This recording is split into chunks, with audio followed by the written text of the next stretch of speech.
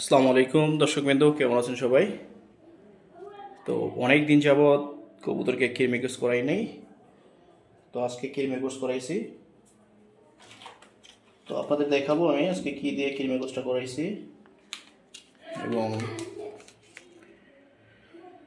কি পরিমাণ কিরমি পড়তেছে। তবে এই কিরমি ওষুধটা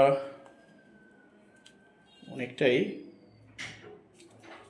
বেস্ট, অনেক ভালো। আসলে এর আগে কিছু কিছু কৃমি কোর্স করালে কিছু কিছু কৃমির ওষুধ আসে যেগুলো মনে করেন কবুতরকে যদি আপনি অ্যাপ্লাই করেন কবুতরের উপর, একটা সময় কবুতরের ডিম পাড়াটা একদম স্লো হয়ে যায়, মানে ডিম পাড়েই না, এরকম একটা সমস্যা হয়ে যায়। ওটা হচ্ছে কৃমির ঔষধের কারণে অনেকটা হয়ে যায়। তো কী কী ঔষধ আমি পরে আপনার ভিডিওতে দেখাবো। আর এটা জানার কারণ হচ্ছে আমি আমার কবুতরের উপর ওষুধ দিয়ে কৃমি কোর্স করাইছিলাম। তো কিছু কবুতর আমার স্লো হয়ে গেছে, তো ওগুলো ঠিক করতে অনেক সময় লেগেছে আমার। তো দেখুন, কৃমি করানোর পর স্লো আর কি, এখন এই কাজ করা শুরু করছে। সকালে খাওয়াচ্ছে, তো এখন পড়া শুরু হয়েছে। এই যে এখানে একদম তাজা, হ্যাঁ, ড্রপিং করবে আর এখন পড়া শুরু হবে। এই যে এখানে দেখতে পাচ্ছেন। তো স্লো কাজ করে ভালো, তাৎক্ষণিক খুব কাজ করা খুবই খারাপ। এবং হচ্ছে পরিমাণ মতো দিয়ে আপনারা কৃমিকোষ করবেন। হ্যাঁ, যে ট্রেপ কৃমিকোষ করার পরপরই ট্রেপ পরিষ্কার করছি। এবং এখানেই যে দেখুন পড়তেছে গোল কৃমিগুলো।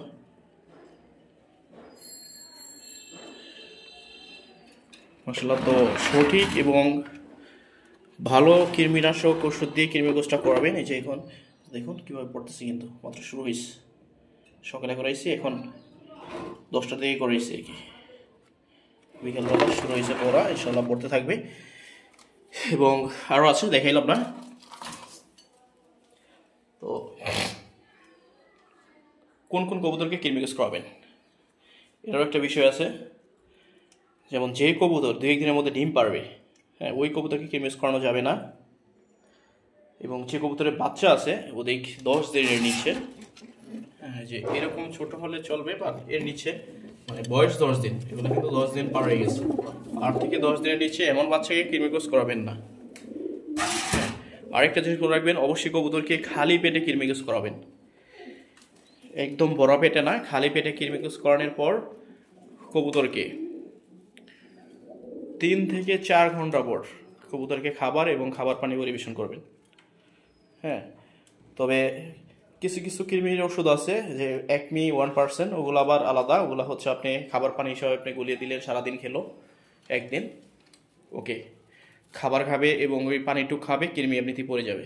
হ্যাঁ, এবং ছোট বাচ্চাকে কৃমিকোষ করানো যাবে না, ঠিক আছে? ছোট বাচ্চাগুলোকে কৃমিকোষ করানো যাবে না। যদিও করানো লাগে, যদি কৃমি থাকে মনে হয়, তাহলে পরিমাণে কম 5 সিসি দিয়ে করাবেন।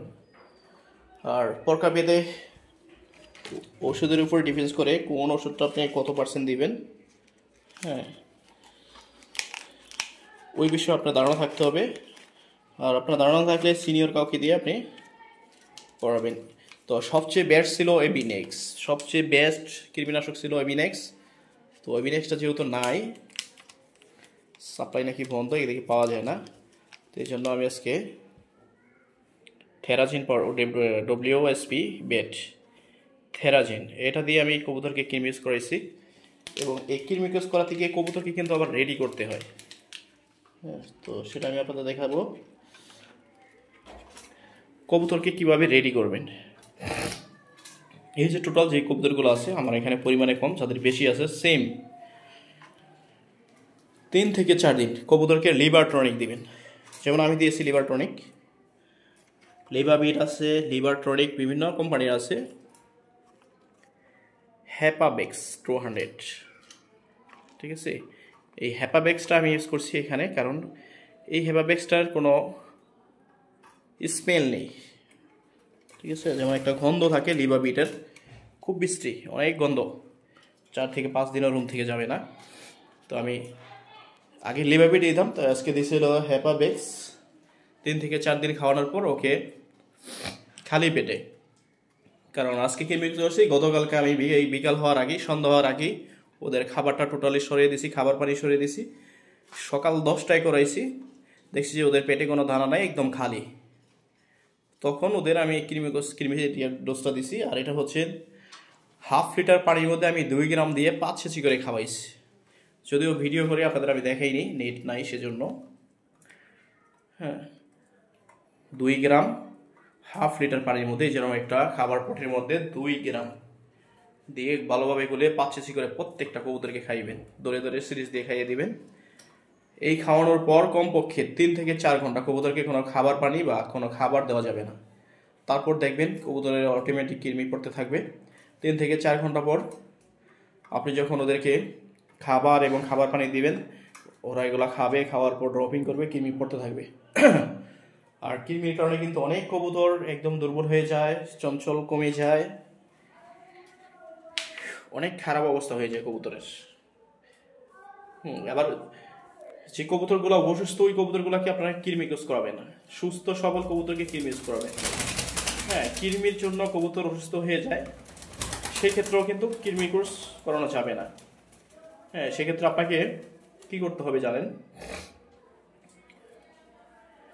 ওই কবুতরটাকে ভিটামিন দিয়ে সুস্থ করবেন। হ্যাঁ, অথবা হিমিকোপিএস আছে, হিমিকোপিএস ইউজ করবেন ভিটামিনের সাথে, ক্যামোনির ইউজ করবেন। এগুলো ইউজ করার পর কবুতরটা দেখবেন কি সুস্থ হয়ে যাবে। আর হিমিকোপিএসটা ইউজ করলে কৃমিটা ধমন ধরবে। কবুতরটা হালকা একটু সুস্থ হলে আপনারা কৃমি ইউজ করাবেন। যেমন আমার এটা দীর্ঘদিন অসুস্থ থাকার পর, হ্যাঁ, ওর মোটামুটি সুস্থ করার পর কিন্তু ওকে আমি আজকে কৃমি ইউজ করাইছি। দেখুন মোটামুটি এখন অনেকটা চঞ্চল।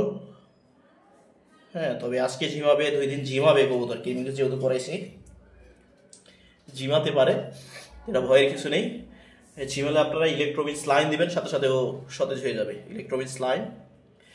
তো লিভাবিটটা কিন্তু আপনারা কেমিক্যালস করানোর পর আরও 3-4 দিন চলবে আমার। হ্যাঁ, 3-4 দিন চলবে।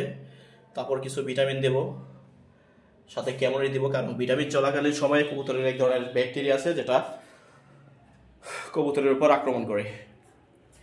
তো সেজন্য আমরা হচ্ছে যে ক্যামোনিট আছে, যেটা এই ক্যামোনিট ব্যাট ইউজ করব 1 লিটার পানিতে 1 গ্রাম। সুন্দর মতো কবুতরগুলো সুস্থ থাকবে, কোনো সমস্যা হবে না। তারপর কবুতর যদি জোড়া দেওয়ার ইচ্ছা হয় জোড়া দিবেন, এবং যদি সিঙ্গেল থাকে কবুতরগুলোকে জোড়া দিবেন, ডিম বাচ্চা করবেন, ইনশাআল্লাহ সুস্থ সবল ডিম বাচ্চা পাবেন। কোনো অসুবিধা হবে না। কিছু কবুতর ঝিমাবে, কৃমিকেস করানোর পর ইলেকট্রোমিন স্লাইন দিবেন, তারপর কিছু মাল্টিভিটামিন আছে দিবেন, প্রয়োগ করবেন, কবুতরগুলো সুস্থ হয়ে যাবে। 3 মাস পরপর আপনারা কবুতরকে কৃমিকেস করাবেন। আশা করি বুঝতে পারছেন। যদি কারো কোনো সমস্যা হয় বুঝতে, কারো কিছু জানা থাকলে অবশ্যই ভিডিও কমেন্ট বক্সে কমেন্ট করে জানাবেন, আমি আপনাদের রিপ্লাই দেব। যতটুকু পারি কবুতর বিষয়ে প্রশ্ন করবেন, আপনাদের হেল্প করার চেষ্টা করবেন ইনশাআল্লাহ। তো ভালো থাকবেন। আসসালামু আলাইকুম ওয়া রাহমাতুল্লাহি ওয়া বারাকাতুহু।